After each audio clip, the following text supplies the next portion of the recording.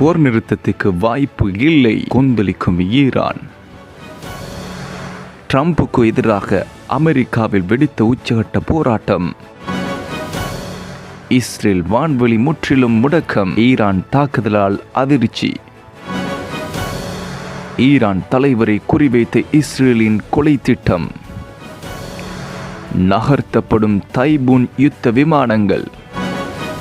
India Pakistan போல Israel Iran போரை நிறுத்த வேண்டும், டொனால்ட் ட்ரம்ப். ஈரான் தொடர்ந்து இஸ்ரேலிய தாக்குதலுக்கு உள்ளாகி வரும் நிலையில் போர் நிறுத்தம் குறித்து பேச்சுவார்த்தை நடத்த தயாராக இல்லை என்று தெரிவித்துள்ளது. இது தொடர்பில் மத்தியஸ்தர்களாக கத்தார் மற்றும் ஓமானிடம் ஈரான் கூறியுள்ளதாக வெளிநாட்டு ஊடகங்கள் செய்தி வெளியிட்டுள்ளன. இரு நாடுகளும் தொடர்ந்து தாக்குதல்களை நடத்தி வருவதால் போர் நிறுத்தம் எட்டப்படுவது சிக்கலான விடயம் என்றும் ஈரானிய அதிகாரி ஒருவர் குறிப்பிட்டுள்ளார். அதேவேளை இஸ்ரேலும் ஈரானும் போர் நிறுத்தத்தை எட்ட முடியும் என்று தான் நம்புவதாக அமெரிக்க ஜனாதிபதி டொனால்ட் ட்ரம்ப் தெரிவித்துள்ளார். ஆனால் சில நேரங்களில் அவர்கள் அதை எதிர்த்து போராட வேண்டியிருக்கும் என்றும் அவர் குறிப்பிட்டுள்ளார். கனடாவில் G7 உச்சி மாநாட்டுக்கு சென்றபோது செய்தியாளர்களிடம் பேசிய ட்ரம்ப் அமெரிக்கா இஸ்ரேலை தொடர்ந்து ஆதரிக்கும் என்றும் ட்ரம்ப் கூறியுள்ளார். இருப்பினும் ஈரான் மீதான தாக்குதல்களை நிறுத்துமாறு இஸ்ரேலிடம் கோரினாரா இல்லையா என்பது குறித்து ட்ரம்ப் கூற மறுத்துள்ளார். அமெரிக்காவில் ஜனாதிபதி டொனால்ட் ட்ரம்புக்கு எதிராக போராட்டங்கள் பாரிய அளவில் வலுவடைய ஆரம்பித்துள்ளதாக சர்வதேச ஊடகங்கள் செய்தி வெளியிட்டுள்ளன. இந்த நிலையில் கலிபோர்னியா மற்றும் நியூயார்க் உள்ளிட்ட பல்வேறு மாகாணங்களில் இவ்வாறு போராட்டம் வெடித்துள்ளதாக குறிப்பிடப்பட்டுள்ளது. இதன்படி வீதிகளில் லட்சக்கணக்கானோர் ட்ரம்புக்கு எதிராக வாசகங்கள் அடங்கிய பதாதைகள், புகைப்படங்களை ஏந்தியும் முழக்கங்கள் எழுப்பியும் போராட்டத்தில் ஈடுபட்டுள்ளனர். வெளிநாடுகளிலிருந்து அமெரிக்காவுக்கு வந்து உரிய ஆவணங்கள் இல்லாமல் வசிப்பவர்களை ட்ரம்ப் தலைமையிலான புதிய அரசு வலுக்கட்டாயமாக வெளியேற்றி வருகின்றது. இந்த வெளியேற்றம் சட்டவிரோதமானது என தெரிவித்து ஜனநாயக கட்சி ஆட்சி நடைபெற்று வரும் கலிபோர்னியா மாகாணம் லாஸ் ஏஞ்சலிஸ் நகரில் கடந்த 6ஆம் தேதி முதல் போராட்டம் நடைபெற்று வருகின்றது.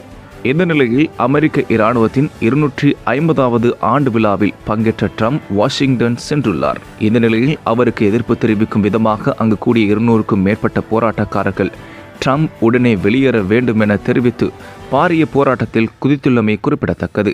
இஸ்ரேலில் வான்வெளி மற்றும் விமான நிலையங்கள் முழுமையாக மூடப்பட உள்ளதாக அறிவிக்கப்பட்டுள்ளது.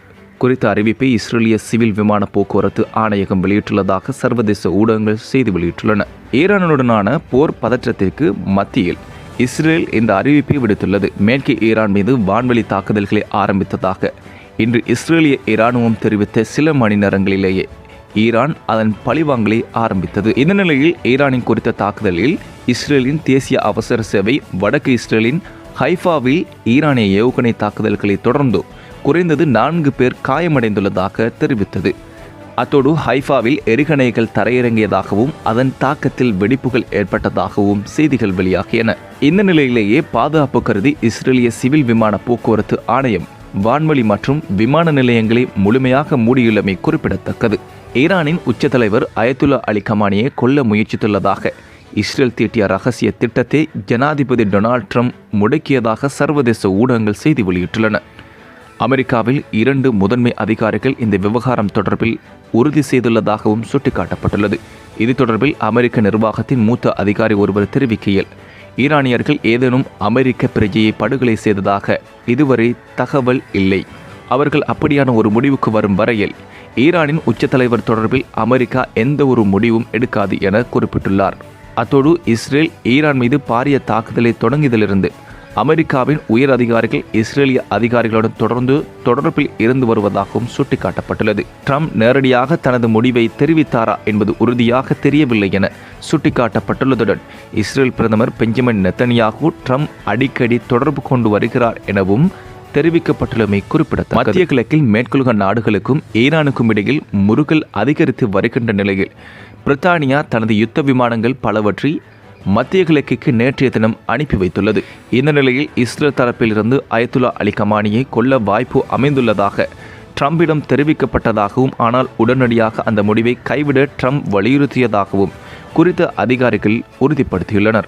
இஸ்ரேல் தன்னை தற்காத்துக் கொள்வதற்கு உதவப்போவதாக பிரான்ஸ் அறிவித்துள்ளது. மத்திய கிழக்கில் உள்ள அமெரிக்க தளங்கள் மீதோ அல்லது அங்குள்ள அமெரிக்க நலன்கள் மீதோ எந்த வழியிலாவது ஈரானோ அல்லது ஈரானின் துணை இராணுவ குழுக்களோ தாக்குதல் நடத்தினால் கடுமையாக பின்விளைவுகளை ஈரான் சந்திக்க வேண்டி ஏற்படும் என்று அமெரிக்க ஜனாதிபதி டொனால்ட் ட்ரம்ப் எச்சரிக்கை விடுத்துள்ளார். அமெரிக்கா, பிரித்தானியா, பிரான்ஸ் போன்ற நாடுகளுக்கு எதிராக நேற்றைய தினம் ஈரான் விடுத்த பகிரங்க எச்சரிக்கையை தொடர்ந்து மத்திய கிழக்கில் ஈரானுக்கு எதிரான தாக்குதலில் திசைவெளி மாற்றமடையலாம் என்று கூறப்படுவது பற்றி ஆராய்கின்றது இந்த தகவல்.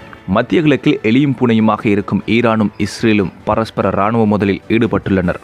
தங்களுக்கு எதிராக ஈரான் அணு ஆயுதங்களை தயாரித்து வருவதாக குற்றம் சாட்டி கடந்த 13ஆம் தேதி அதிகாலையில் அந்த நாடு மீது இஸ்ரேல் ஏவுகணைகள் மற்றும் ட்ரோன் தாக்குதல்களை தொடுத்தது. ஆபரேஷன் ரைசிங் லயன் என்ற பெயரில் தொடங்கிய இந்த இராணுவ நடவடிக்கை தங்களை தற்காத்து கொள்ள நடத்தப்படும் முன்கூட்டிய தாக்குதல்கள் என இஸ்ரேல் அறிவித்தது. அதன்படி ஈரானின் அணு ஆயுத கட்டமைப்புகள், இராணுவ நிலைகள் மற்றும் வான் பாதுகாப்பு அமைப்புகளை 200க்கும் மேற்பட்ட போர் விமானங்கள் மூலம் துல்லியமாக தாக்கியது. இந்த தாக்குதலில் ஈரான் தலைநகர் டெஹ்ரான் மற்றும் அதை சுற்றியுள்ள பகுதிகள், மேலும் முக்கிய அணுசக்தி மையமாக நட்டன்ஸ், இஸ்பகான் உள்பட பல அணுசக்தி மையங்கள் தகர்க்கப்பட்டன. உலகையே அதிர்ச்சிக்கு உள்ளாக்கிய இந்த திடீர் தாக்குதலில் ஈரான் முக்கிய இராணுவ தளபதிகள், 9 அணு ஆயுத விஞ்ஞானிகள் மற்றும் நிபுணர்கள் உட்பட 78 பேர் கொல்லப்பட்டனர். 300க்கும் மேற்பட்டோர் காயமடைந்ததாக ஐநாவுக்கான ஈரான் தூதுவர் தெரிவித்தார். இஸ்ரேலின் இந்த திடீர் தாக்குதலுக்கு ஈரானும் கடுமையாக பதிலடி கொடுத்தது.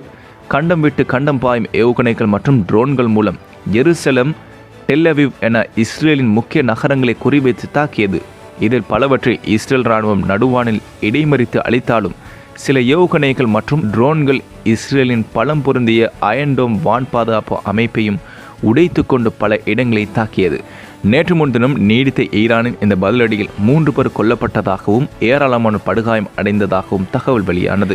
இரு நாடுகளுக்கு இடையேயான இந்த மோதல் 3வது நாளாக நேற்றும் நீடித்தது. குறிப்பாக ஈரான் தலைநகர் டெஹ்ரான் மட்டுமன்றி நாடு முழுவதும் பரவலாக குண்டுகள் வெடிக்கும் சத்தம் கேட்டதாக அங்கிருந்து வரும் தகவல்கள் தெரிவிக்கின்றன.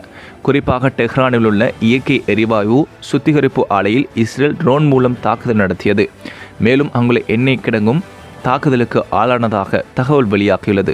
இதனால் எண்ணெய் கிடங்கு பற்றியறிவதாகவும் பல அடி உயரத்துக்கு தீச்சுவாலைகள் எழுவதாகவும் தகவல்கள் வெளியாகியுள்ளன.